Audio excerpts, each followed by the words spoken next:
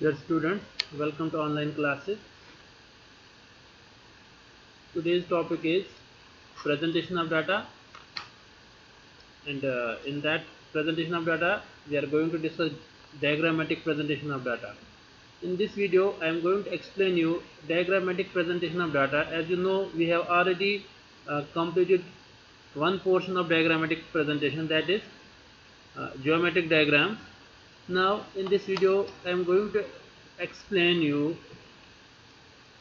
the second type, that is frequency diagram. As I already told you, we are having different types of series. We are having individual series, we are having discrete series, and we are having frequency distribution series. So when we talk about the individual series, and that individual series or discrete series, that can be presented with the help of bar diagram, and sometimes we use uh, histogram for a discrete series as well. But when we talk about frequency diagrams are related to the diagrammatic presentation of frequency distribution. That means when we are having continuous series or frequency distribution series. There are four types of frequency diagrams. One is histogram, second is polygon, another is frequency curve, ogive or cumulative frequency curve. So these are the types of frequency diagrams. Let us discuss these diagrams. First, let us discuss histogram. A histogram is an approximate representation of the distribution of numerical data. Approximate representation of distribution of numerical data, and it was first introduced by Carl Pearson. And remember one thing, when we discussed the bar diagram, in bar diagram it was the height of the bar which presents the value of that variable, or which presents the frequency. But here in histogram it is the area bar that indicates the frequency. Why it is the area bar? We are going to after this we are going to discuss histogram with unequal class intervals. This is the example of histogram with equal class intervals. See, we are having continuous series. I told you, in continuous series exact measurement of items observations is not possible. So we are having say range of values, range of items. Say 0 to 10, it is range. So 0 to 10 there are say marks 0 to 10, number of students 5. That means 5 students got marks 0 to 10. It may be 5, 6, 7, 8, 9, but in between 0 and 10. Second, 10 to 20, number of students, that is frequency, it is 10. 20 to 30, 15, 30 to 40, 20, 40 to 50, 12, 50 to 68, and 60 to 70, it is 4.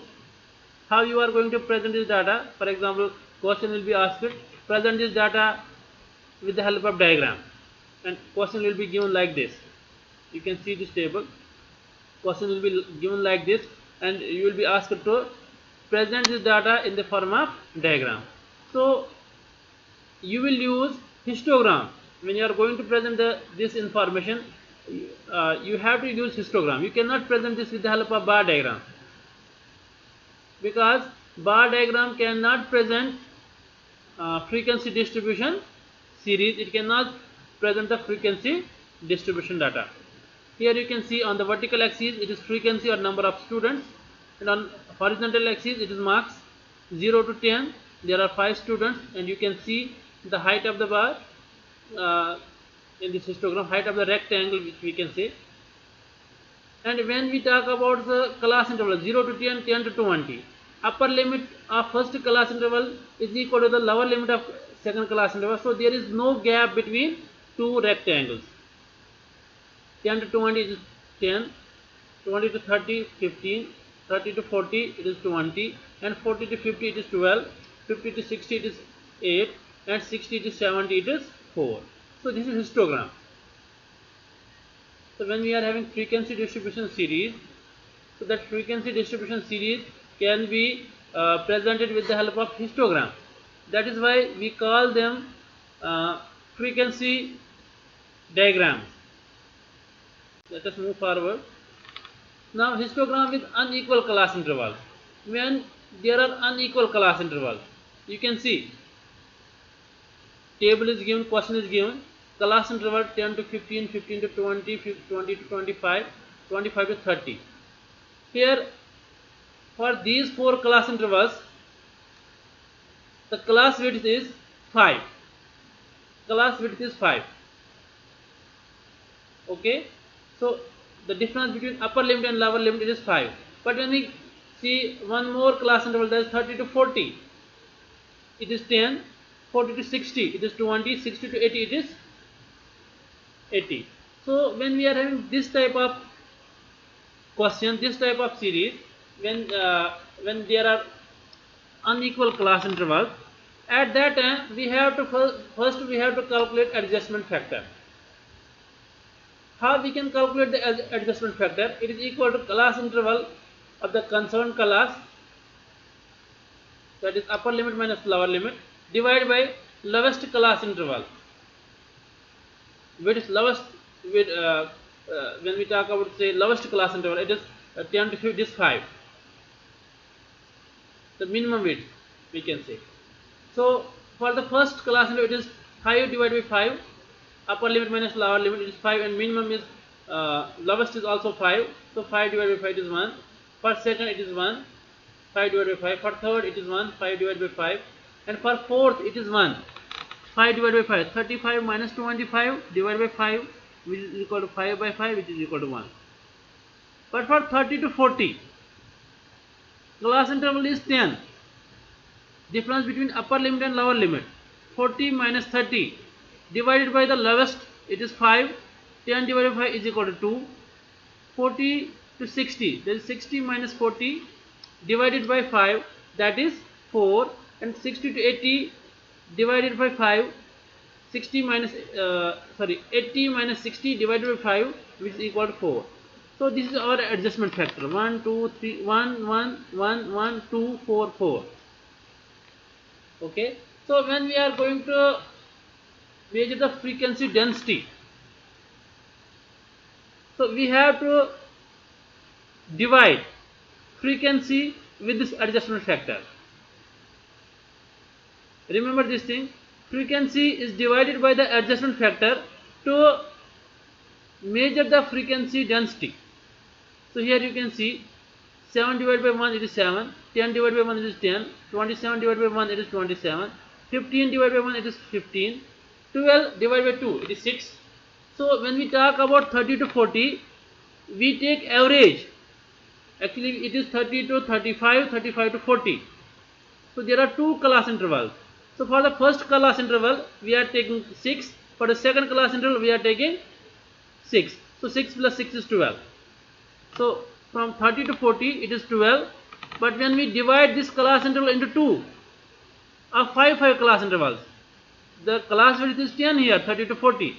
When we divide it with say class width is 5, 30 to 35 there will be 6, 35 to 40 there will be 6. So from 30 to 40 it will be 12. Addition of these two. Then 40 to 60 it is 12. So when we divide it into 40 to 45, 45 to 50, 50 to 55, 55 to 60. So there are 4 class intervals in this single class interval. It is 40 to 60. So the class width is here, it is 20, but the lowest class width it is 5. So when we divide this by 5, we got adjustment factor 4. So that is why we divide frequency with this adjustment factor 4, and we got 3.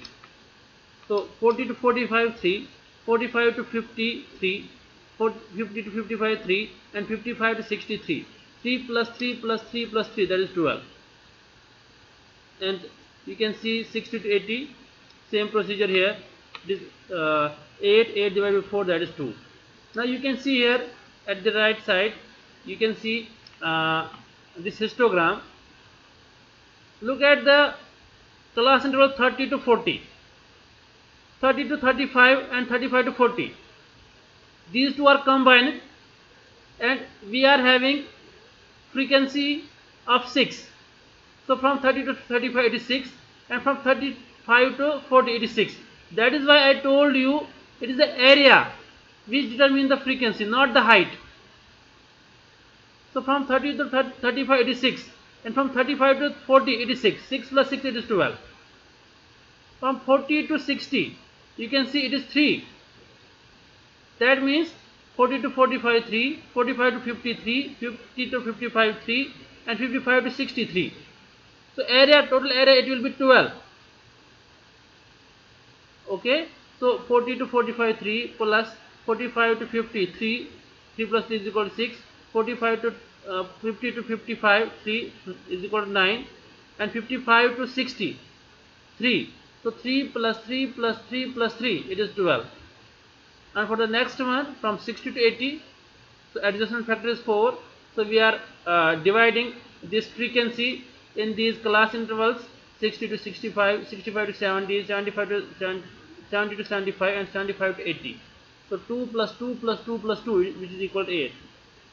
This is how we adjust the frequencies when there are unequal class intervals. Now polygon, we also call it frequency polygon. Polygon is formed by joining midpoints of tops of all rectangles of histogram. And you know how to construct histogram. Now when you construct a histogram and you join all the midpoints of top of the all the rectangles, remember this thing, midpoints of top of all the rectangles of histogram, so we will get polygon. Example is given there: marks obtained 0 to 10, 10 to 20, 20 to 30, 30 to 40, 40 to 50, 50 to 60, and 60 to 70, 70 to 80. These are class intervals. And number of students: 10, 16, 20, 20, 22, 15, 8, and 5. What does this mean? This means 10 students got marks between 0 and 10. 16 students got marks between 10 and 20. And first you have to construct histogram. After constructing histogram, you have to mention the midpoint. You have to join the midpoints of these rectangles. Okay, so midpoints, that means 0 to 10, midpoint will be 5, 10 to 20, midpoint will be 15, 20 to 30, midpoint will be 25, 30 to 40, midpoint will be 35, 45 to 50, midpoint will be 45. So you have to join these midpoints, then you will get frequency polygon. And if you remove histogram from this, then it will be polygon without histogram. And this diagram, this figure you can see on your screen. This diagram is frequency polygon with histogram. And if you remove the histogram, that is frequency polygon without histogram. So it may be with histogram or without histogram as well. So you have to remember this thing. You have to mark the midpoints of all the rectangles of histogram. Then what you have to do? You have to join these midpoints. You will get the frequency polygon. One more is frequency curve. Frequency curve is a curve which is formed by joining midpoints of all the tops of rectangles, like we join frequency polygon. Now what is the difference then? Rectangle in a histogram by freehand smooth curve. In polygon, we didn't join these midpoints with a freehand smooth curve. But when we join these points with freehand smooth curve, you can see there are no kinks. There are no kinks in this curve. It is smooth curve. Freehand, drawn freehand. Same question is there, same example is there: 0 to 10, 10 to 20, 20 to 30, 30 to 40. This is our continuous series. Marks obtained. These are the class intervals. And number of students: 10, 16, 20, 20, 22, 15, 8 and 5. And when we join these midpoints by freehand smooth curve, then it is frequency curve. Remember this thing. The only difference between frequency polygon and frequency curve is that in frequency polygon we join midpoints. Here also we join midpoints, but here we join midpoints by a freehand smooth curve. Freehand, जहां से भी आपका हाथ चलेगा mid point join होने चाहिए, जहां से आपकी कर्व जाएगी you will draw that curve. And in frequency polygon आप डायरेक्टली स्ट्रेट लाइन से वो जो है कि ज्वाइन कर रहे हो. Okay, in frequency polygon we join these mid points by straight line from one midpoint to another midpoint, but here we join these with by freehand curve. That is the difference. One more is ogive or cumulative frequency curve. Ogive or cumulative frequency curve, it is a curve which is constructed by plotting cumulative frequency of data. When we plot cumulative frequency of data, then we will get ogive. Question is, you can see the example, marks and number of students 0 to 5, 5 to 10, 10 to 15, 15 to 20, 20. These are the class intervals, and the number of students is 7, 10, 20, 13, 12, 19, 14 and 9. These are class intervals. Now there are two types of cumulative frequency curve: less than cumulative frequency, more than cumulative frequency. And remember one thing, when we draw less than cumulative frequency curve, or when we sum up these frequencies, when we calculate the cumulative frequency is summation of frequencies.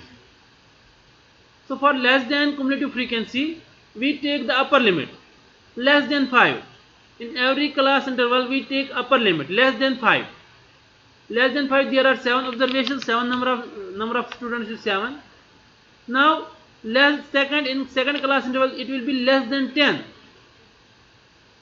Less than 10, it will be 7 plus 10, that is 17, because less than 5 is 7 and less than 10, from 5 to 10 it is 10, so less than 10 will be 7 plus 10. Less than 15 will be 0 to 5, 5 to 10 and 10 to 15, all the frequencies number of students, that is 20 plus 10 plus 7, that is 37. Less than 20, upper limit is 20 here in fourth class interval, so it will be 13 plus 20 plus 10 plus 7, that is 50. Less than 25, 50 plus 12, that is 62. Less than 30, 62 plus 19, that is 81. Less than 35, 81 plus 14, that is 95. 35, less than 40, 95 plus 9, that is 104. So this is less than cumulative frequency. More than cumulative frequency, we always take lower limit, more than 0. More than 0 are 7, 10, 20, 13, 12, 19, 14 and 9. The summation of these frequencies, it is 104. Now more than 5, total is 104.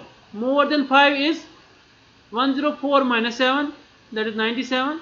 More than 10 is 97 minus 10, that is 87. Now more than 15 is 87 minus 20, then it will be 67. And more than 20 is 67 minus 13, that is 54.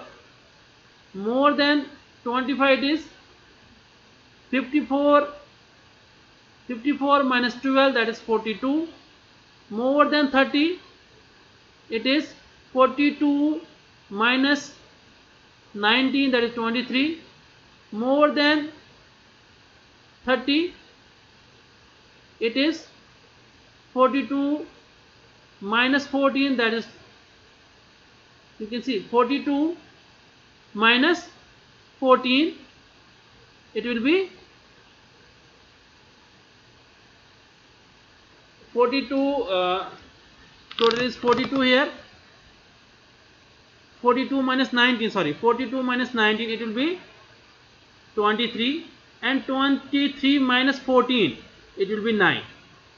So more than 35, it will be 9, because from 35 to 40 frequency is 9. So more than 35, it will be 9 only, and more than 40 will be 0. So when you are going to plot this on a graph paper for less than frequency, you will see it will be upward sloping curve, 7, 70, 30, because numbers are increasing. That's why it is upward sloping. And when we plot more than cumulative frequency curve, it will be downward sloping, because the numbers, the value of these frequencies, it is decreasing, 104, 97, 87, 67. Always when we plot more than cumulative frequency, it will be downward, and when we plot less than cumulative frequency, it will be upward. And you can plot this on the, let's say, same panel. On the same panel, you can plot this, and the point at which these two, remember this thing, the point at which these two, that point is median of the series. And you might know that when we talk about median, median is that point of a series which divides a series into two equal parts, and values in the or the observations, we can say, in the one part are less than the median, and the observation on the in other part are greater than the median value. So remember this thing when we plot less than cumulative frequency and more than cumulative frequency in same panel on a graph paper, and the point of intersection is median of the series. Okay, so this completes your topic, frequency diagram. Thank you very much.